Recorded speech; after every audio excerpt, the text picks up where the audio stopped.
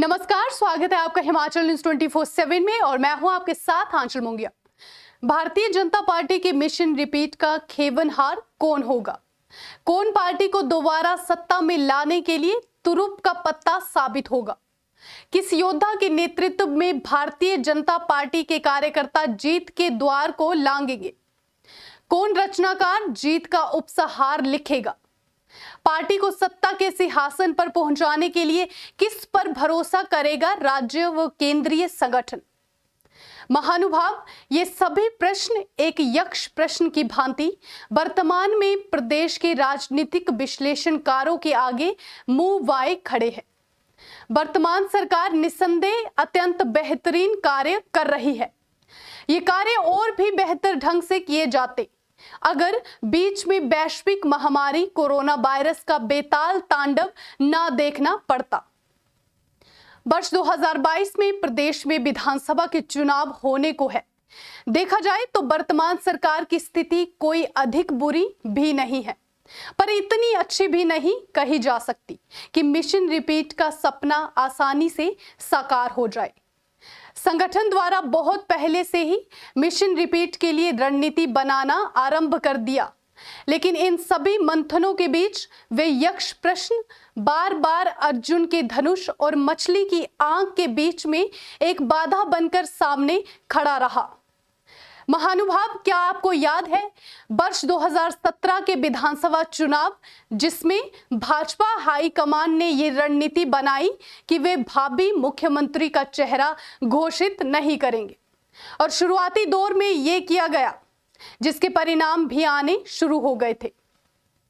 Party के बड़े बड़े दिग्गजों की जनसभाओं और रैलियों में उपस्थिति के बावजूद भी भारतीय जनता पार्टी की लहर नहीं बन पा रही थी, जिसकी उस समय सत्ता प्राप्ति के लिए पार्टी को अत्यंत आवश्यकता थी। आम जनमानस को भी उस समय कांग्रेस पार्टी के पुनः रिपीट होने की पूर्ण संभावनाएं नजर आ रही थी। वर्तमान तक तो विपक्षी पार्टी अधिक लाभ लश्कर देकर चुनाव में कूदती प्रतीत नहीं हो रही है, लेकिन उसका फायदा उठाकर दस्तक दे रहा तीसरा दल हिमाचल की राजनीति में अपनी स्थायी अस्तित्व कायम करने की राह को बनाने में थोड़ा सा भी सफल हो जाता है। तो ऐसे में भारतीय जनता पार्टी द्वारा की गई ये चूक पार्टी को 5 वर्ष तक सत्ता के बाहर कर सकती है। महानुभाव, विगत विधानसभा चुनाव में भी हाईकमान को अपनी रणनीति बदलने पर किस तरह मजबूर होना पड़ा। तत्कालीन पार्टी अध्यक्ष अमित शाह को प्रोफेसर प्रेम कुमार धूमल को पार्टी मुख्यमंत्री का चेहरा घोषित करना पड़ा था और प्रोफेसर प्रेम कुमार धूमल के नाम घोषित होते ही भारतीय जनता पार्टी के पक्ष में जो लहर बनी थी वे किसी करिश्मे से कम नहीं थी। अपनी हार के बावजूद भी पार्टी की झोली में 44 सीटों का जीत का आंकड़ा पार करके सत्ता के सिंहासन पर विराजमान करने वाली उस शख्सियत को पुनः मुख्यमंत्री का चेहरा घोषित करने की वर्तमान में नितांत आवश्यकता है। जी हां साहब, उस करिश्मे को दोहराने के लिए वर्ष 2022 से पूर्व ही इस चेहरे को मुख्यमंत्री का चेहरा घोषित करने की आवश्यकता है। प्रदेश के प्रत्येक जिले में प्रोफेसर प्रेम कुमार धूमल का अपना एक विशेष स्थान, मुकाम व महत्व है, एक विशेष वर्ग है, उनका अपना जनाधार है।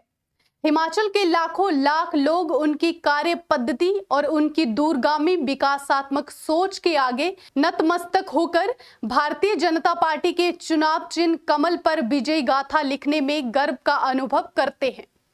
इस बात से कोई भी अनभिज्ञ नहीं है कि प्रोफेसर प्रेम कुमार धूमल के नाम की घोषणा के पश्चात प्रदेश के सियासी समीकरण बदलेंगे, राजनीति में भूचाल आएगा।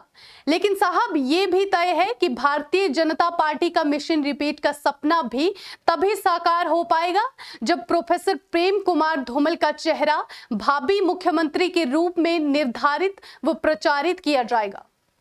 हिमाचल न्यूज 24/7 के लिए चंबा से ब्यूरो रिपोर्ट।